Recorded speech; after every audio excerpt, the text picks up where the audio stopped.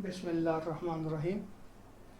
ये कुछ एप्लीकेशंस जो हैं वो आप यानी कि जो मुख्तलिफ हमने थारिस्टर वगैरह पढ़े उनकी एप्लीकेशन पहले तो डिस्कस करेंगे यहाँ पे आज, और उसके बाद जो है ये लाइट एक्टिवेटेड एससीआर और आखिर में हम ऑप्टिकल कपलर जो है उसको डिस्कस करेंगे। तो ये हमारा जो सर्किट है ये आप फोटो ट्रांजिस्टर की एप्लीकेशन में भी कोड कर सकते हैं और एससीआर की एप्लीकेशन में भी आप यही सर्किट जो है वो बना सकते हैं। अब इसमें ये देखें, ये हमारे पास फोटो ट्रांजिस्टर है और ये एससीआर है। अब ये सर्किट आपके सामने है।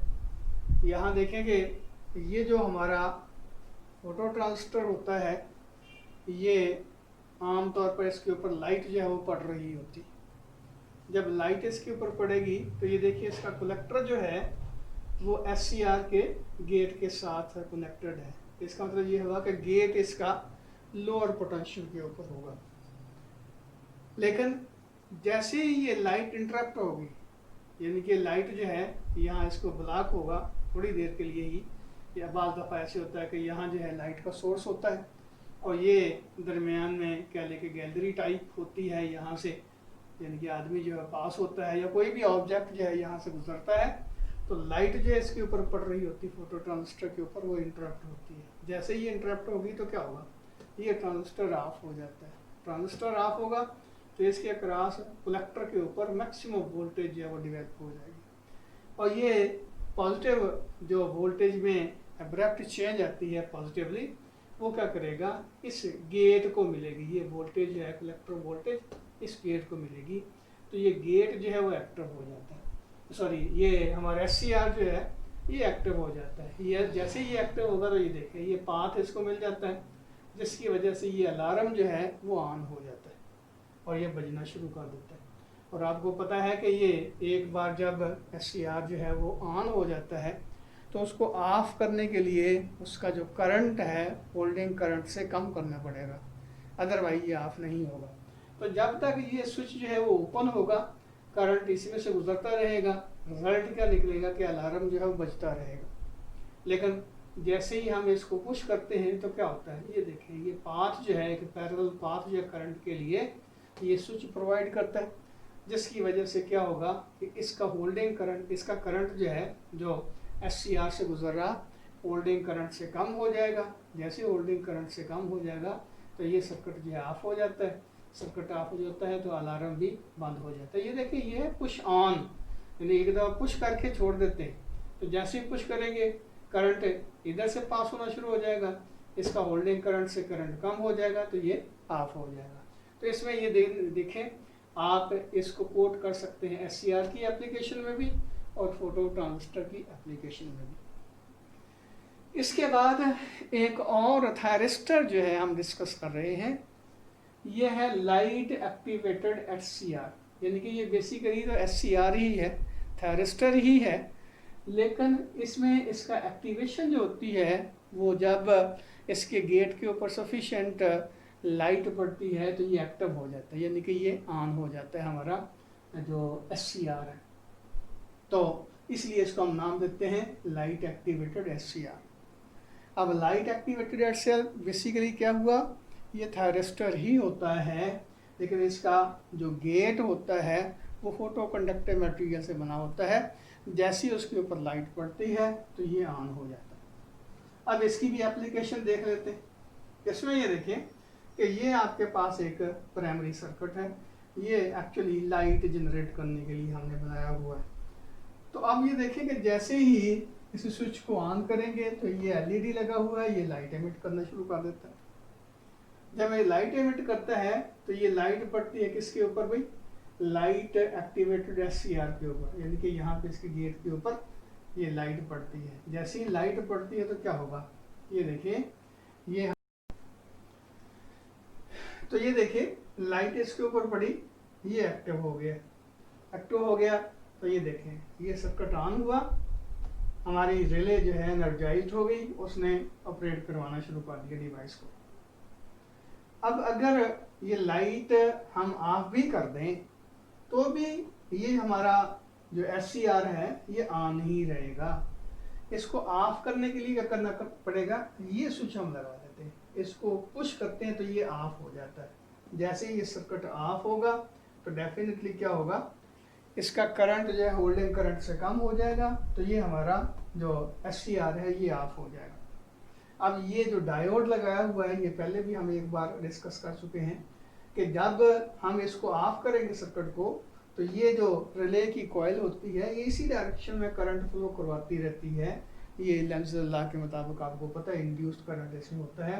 तो रिजल्ट क्या निकलेगा कि ये हायर पोटेंशियल पे चला जाता है, ये लोअर पोटेंशियल पे चला जाता है।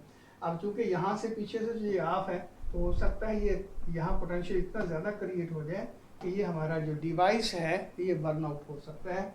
इससे बचने के लिए हम क्या करते हैं, रिले के पैरेलल ये डायोड लगा देते हैं। तो ये डायोड क्या करता है, जैसे ये हायर पोटेंशियल पे एंड आएगा ये लोअर पोटेंशियल पे एंड आएगा, डायोड फॉरवर्ड बायस हो जाता है। रिजल्ट के तौर पर क्या होता है कि ये करंट को ये पाथ प्रोवाइड कर देता है, जिसकी वजह से इसके अक्रॉस जो पोटेंशियल का डिफरेंस डिवेल्प हुआ था इंड्यूस्ड करंट की वजह से वो न्यूट्रलाइज्ड हो जाता है। तो इस तरह हम ये लाइट एक्टिवेटेड SCR को मुख्तलिफ एप्लीकेशंस के लिए इस्तेमाल कर सकते हैं। यहाँ से ये स्विच ऑन किया, यहाँ से लाइट इसके अंदर आई। ये स्विच जो है कई तरीके से बनाया जा सकता है। तो बहरहाल ये यहाँ से लाइट इसके ऊपर पड़ी, लाइट पड़ी, ये सर्किट ऑन हो गया, सर्किट ऑन हुआ, रिले एनर्जाइज्ड हो गई, रिले ने दूसरे सर्किट को यानी कि जो हमारा ऑपरेशन करने वाला डिवाइस है उसको उसने एनर्जाइज्ड कर दिया। रिजल्ट क्या निकला कि ये ऑन रहेगा, लेकिन इसको अगर आपने ऑफ करना है तो ये स्विच जो है इसको पुश कर देंगे, ये ऑफ हो जाएगा सर्किट। रिजल्ट क्या निकलेगा कि ये हमारा जो SCR है ये भी ऑफ हो जाएगा।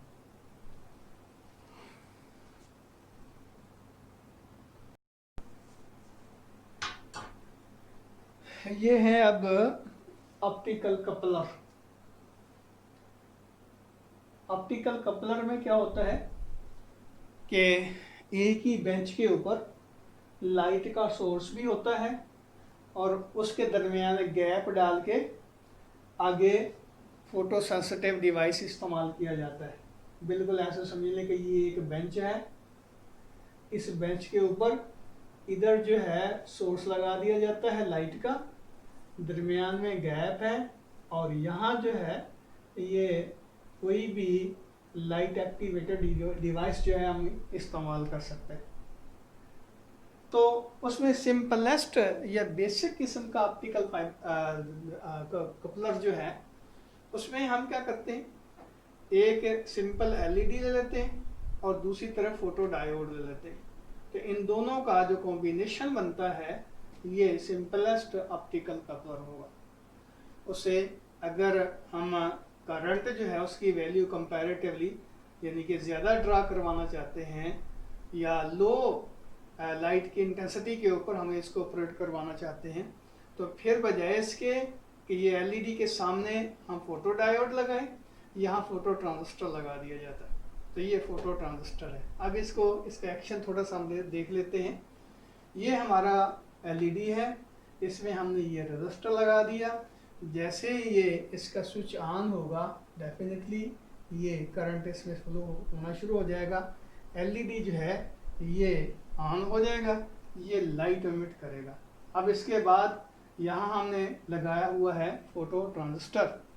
जैसे ही फोटो ट्रांजिस्टर के ऊपर लाइट पड़ती है तो ये देखें ये सर्किट जो है हमारा ऑन हो जाता है। इस तरह ये हमारा ट्रांजिस्टर जो है वो ऑन हो जाता है, जिसके रिजल्ट के तौर पर यहाँ आपको एक वोल्टेज जो है वो मिलना शुरू हो जाती है जो इसके क्रॉस होती है। अब इसी तरह एक और एग्जांपल ले लें। ये हमारे पास है LED और इसके बाद हमने यहाँ लाइट एक्टिवेटेड SCR लगा दी है, तो ये और सेंसिटिव किस्म का हमारा ऑप्टिकल कपलर बन जाता है। तो सिंपल बात क्या हुई, और भी कई इसके यहाँ डिवाइसेस जो है इस्तेमाल किए जा सकते हैं इसकी जगह। मिसाल के तौर पर ये लाइट एक्टिवेटेड ट्राइएक डायैक वगैरह जो है इसकी जगह इस्तेमाल किया जा सकता है। तो ये इसकी वर्सटाइल किस्म की एप्लीकेशंस हैं। सिंपल बात ये देखें कि ये एक बेंच होता है, इसके एक तरफ जो है लाइट सोर्स होता है और दूसरी तरफ जो है लाइट सेंसिटिव जो डिवाइस है या कंपोनेंट है वो इस्तेमाल करके ये ऑप्टिकल कपलर जो है वो बनाया जा सकता है। अल्लाह हाफिज़।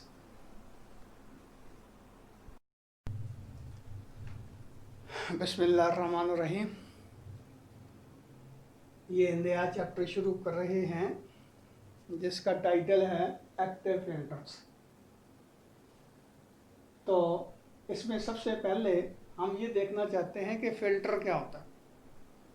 तो जिस तरह ऑर्डिनरी लाइफ में हम फ़िल्टर का मीनिंग लेते हैं, यानी कि फ़िल्टर एक ऐसा डिवाइस होता है जो कुछ चीज़ों को पास कर देता है और बाकी चीज़ों को अटेनुएट कर देता है। मिसाल के तौर पर वाटर फ़िल्टर है तो वो क्या करता है, पानी के अंदर जो मिट्टी वगैरह के ज़रात होते हैं, जो कंटेमिनेंट होते हैं, उनको ब्लॉक कर देता है और प्योर वाटर जो है उसको आगे पास करवा देता है। तो इलेक्ट्रॉनिक्स में फ़िल्टर एक ऐसे सर्किट को कहते हैं जो पर्टिकुलर फ्रिक्वेंसीज़ के सिग्नल जो हैं उनको पास करवा देता है और बाकी जो सिग्नल्स होते हैं उसको अटेनुएट कर देता है। यानी कि रिक्वायर्ड फ्रिक्वेंसी के सिग्नल जो है ये पास कर देता है और अनवांटेड सिग्नल जो होते हैं उनकी फ्रिक्वेंसी जो होती है, यानी कि अनवांटेड सिग्नल फ्रिक्वेंसी वाले जो सिग्नल्स होते हैं उसको ये अटेनुएट कर देता है। तो अब हम ये लो पास फ़िल्टर जो है इसको डिस्कस करते हैं। देखें, फ़िल्टर जो हैं उनको 4 कैटेगरी में डिवाइड किया जा सकता है। लो पास फ़िल्टर है, जिस तरह के नाम से ज़ाहिर है कि लो फ्रिक्वेंसी को पास कर देता है और हाई फ्रिक्वेंसी को अटेनुएट करता है। इसी तरह हाई पास फ़िल्टर क्या होगा, वो लो फ्रिक्वेंसी को अटेनुएट करता है और हाई फ्रिक्वेंसी सिग्नल को पास करवा देता है। इसी तरह बैंड पास है, एक पर्टिकुलर फ्रिक्वेंसी जो है यानी कि उसमें लोअर फ्रिक्वेंसी को भी कट कर देता है, वो हायर फ्रिक्वेंसी भी को भी कट कर देता है, अटेनुएट कर देता है, लेकिन एक रिक्वायर्ड फ्रिक्वेंसी की जो बैंड विड्थ है उसको वो पास करवा देता है। और इसी तरह बैंड स्टॉप होगा, पर्टिकुलर फ्रिक्वेंसी को वो स्टॉप कर देता है, बाकी फ्रिक्वेंसीज को अलाउ करता है कि वो पास आउट हो जाएगी आउटपुट के ऊपर। तो यहाँ सबसे पहले हम ये देखना चाहते हैं लो पास फिल्टर क्या होता है। तो लो पास फिल्टर को समझने से पहले कुछ और चीज़ें जो हैं हम डिस्कस कर लेते हैं जो यहाँ हम पढ़ेंगे, यानी कि उसको इस्तेमाल करेंगे।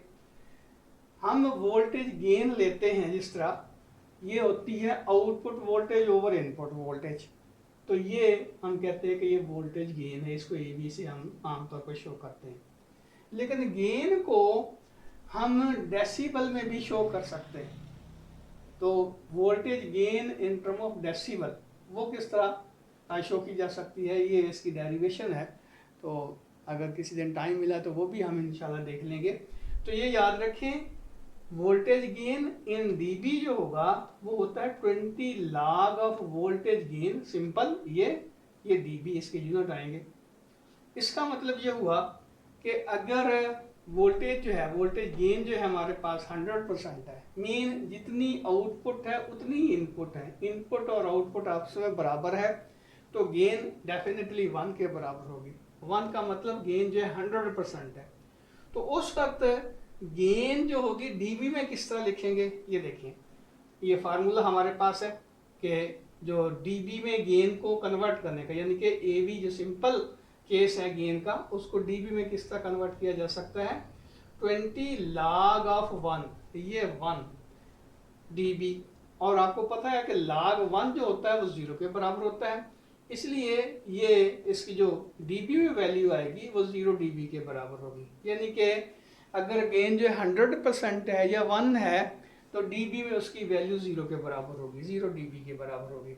इसी तरह अगर गेन जो है वो 0.707 है, यानी कि आउटपुट जो है इनपुट का 70% है, 70% है आउटपुट, तो फिर क्या होगा, यानी कि गेन जो है वो रिड्यूस हो गई है, तो फिर डीबी में इसकी वैल्यू कितनी होगी, तो ये देखें डीबी में इसकी वैल्यू होगी 20 log ऑफ 0.707 डीबी। तो इसको सॉल्व करें तो ये आता है, यानी कि इसको इससे मल्टीप्लाई करें तो ये तकरीबन 3 dB आता है, लेकिन साइन आएगा नेगेटिव क्योंकि ये 1 से लेस हो गया। और इसी तरह अगर गेन जो है 0.1 है, मीन 10% रह गई है, आउटपुट जो है वो 10% है इनपुट का, तो फिर क्या होगा, ये एवी डीबी जो होगा वो 20 log of 0.1 dB के बराबर होगा। तो इसको ये log of 0.1 जो है -1 के बराबर होता है, तो -1 को इससे मल्टीप्लाई करें तो ये 20 dB होगा। इसी तरह अगर गेन जो है 0.01 है तो ये -40 dB आ जाएगा, 0.001 है तो ये -60 dB आ जाएगा। तो ये बताना ये चाहता था कि यहाँ गेन आमतौर पर हम सिंपल फार्मूला यानी कि ये वी आउट ओवर वी इन में मेजर करने की बजाय डीबी में मेजर करते हैं।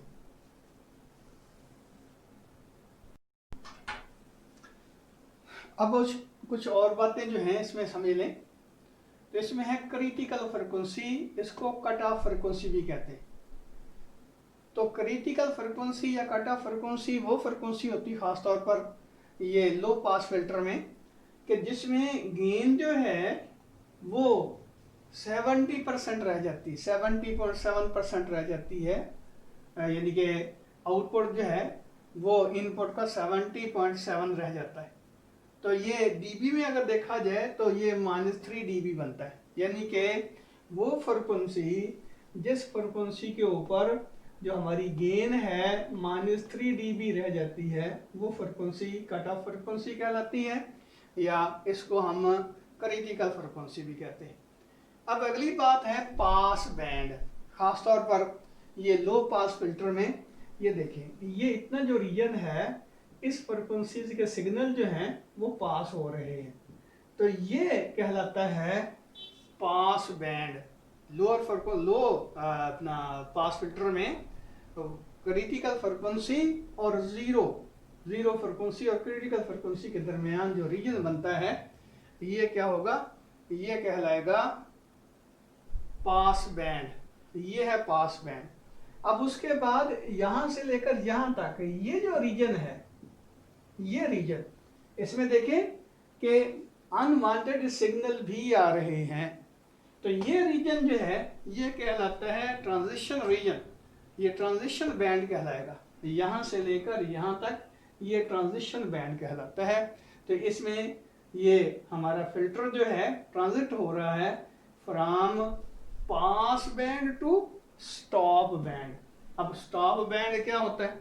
स्टॉप बैंड एक्चुअली वो फ्रिक्वेंसीज होती हैं, वो सिग्नल होते हैं जिनकी फ्रिक्वेंसी जो होती है वो आउटपुट पे अपेयर ही नहीं होती, यानी कि सारे के सारे जो फ्रिक्वेंसी है वो ब्लॉक हो गई है।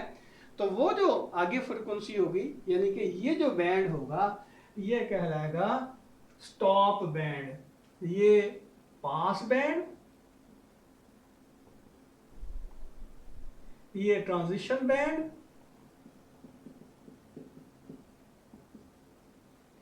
और ये कहलाएगा स्टॉप बैंड, यानी कि जो स्टॉप हो गया है, जो फ्रिक्वेंसीज जो हैं सिग्नल जो हैं वो स्टॉप हो गए। तो ये हमारे पास क्रिटिकल फ्रिक्वेंसी आ गई, फिर पास बैंड आ गया। फिर अब थोड़ा सा ये लो पास फिल्टर को डिस्कस कर लेते हैं। तो इसमें ये देखें कि ये सिंपल एक रजिस्टर है, ये कैपेसिटर है। तो ये हमने दोनों पैसिव कंपोनेंट इस्तेमाल किए हुए हैं, तो इसको हम नाम से दे सकते हैं पैसिव लो पास फिल्टर का। ये जो हमारे पास एसी है, ये जो सिग्नल्स हम दे रहे हैं, एसी की फ्रिक्वेंसी जो है वो वेरिएबल है। हम वेरिएबल फ्रिक्वेंसी की इनपुट जो यहाँ प्रोवाइड कर रहे हैं। तो ये देखें, ये आपके पास रजिस्टर है लेकिन आउटपुट हम ले रहे हैं कैपेसिटर के अक्रॉस। तो आपको पता है कि कैपेसिटर की जो इम्पिडेंस होती है, जिसको कैपेसिटिव रिएक्टेंस कहते हैं, XC, वो होता है 1/2 पाई FC। इसका मतलब ये हुआ कि इसकी जो इम्पिडेंस है वो डिपेंड करती है फ्रिक्वेंसी के ऊपर। तो जैसे जैसे हम फ्रिक्वेंसी जो है सिग्नल की, ये देखिए इसका जो एम्पलीट्यूड है वो हम कांस्टेंट रखा हुआ है हमने, लेकिन फ्रिक्वेंसी इंक्रीज करते जाएंगे तो क्या हो जाएगा, इसकी जो आउटपुट है वो रिड्यूस होती जाएगी। क्यों रिड्यूस होती जाएगी? वजह उसकी ये है कि जैसे जैसे फ्रिक्वेंसी बढ़ती जाएगी इसकी इम्पिडेंस कम होती जाएगी, यहाँ पे पोटेंशियल का डिफरेंस जो है वो ड्रॉप होता जाएगा। इसका मतलब ये हुआ कि ये जो लो फ्रिक्वेंसी है उसके ऊपर इसकी इम्पीडेंस मैक्सिमम होगी, तो आउटपुट आपको मैक्सिमम मिलेगी। लेकिन जैसे जैसे फ्रिक्वेंसी इंक्रीज करते जाते हैं इसकी इम्पीडेंस जो है या रिएक्टेंस जो है वो कम होती जाती है, जिसकी वजह से आउटपुट जो है वो कंपैरेटिवली कम होती जाती है। सिंपल सी बात देखें कि जब लो जीरो फ्रिक्वेंसी होगी तो ये कैपेसिटर जो है वो जाहिर है इसको ब्लॉक कर देगा, आगे करंट ही नहीं फ्लो होगा, तो इसका करंट जीरो के बराबर, इसका मतलब इसके अक्रॉस वोल्टेज जीरो के बराबर, तो सारी की सारी वोल्टेज जो है यहाँ पे अपेयर होगी आउटपुट के ऊपर। जैसे जैसे फ्रिक्वेंसी हम इंक्रीज करना शुरू कर देंगे इसकी इम्पीडेंस कम होना शुरू हो जाएगी, करंट बढ़ना शुरू हो जाएगा। अब करंट बढ़ना शुरू हो जाएगा तो इसके अक्रॉस वोल्टेज बढ़ना शुरू हो जाएगी, इसके अक्रॉस वोल्टेज कम होना शुरू हो जाएगी, चूंकि टोटल एम्पलीट्यूड जो है वो तो सेम है। इसका क्या मतलब हुआ, जैसे जैसे फ्रिक्वेंसी इंक्रीज होती जाती है यहाँ पे आउटपुट जो है वो रिड्यूस होती जाती है। तो ये फार्मूला है आपके पास x = 1/2πfc। तो अब अगली बात, वो कौन सी फ्रिक्वेंसी है जिस फ्रिक्वेंसी के ऊपर हमारी जो आउटपुट है वो इनपुट का 70% रह जाती है। तो ये वो सिचुएशन होती है जहाँ पे xc जो है वो r के बराबर होता है।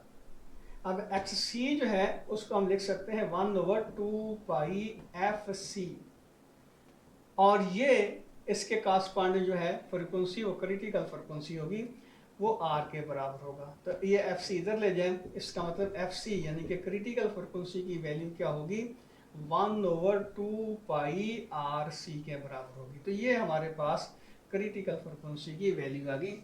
इस फ्रिक्वेंसी के ऊपर जो गेन है वो -3 dB रह जाती है।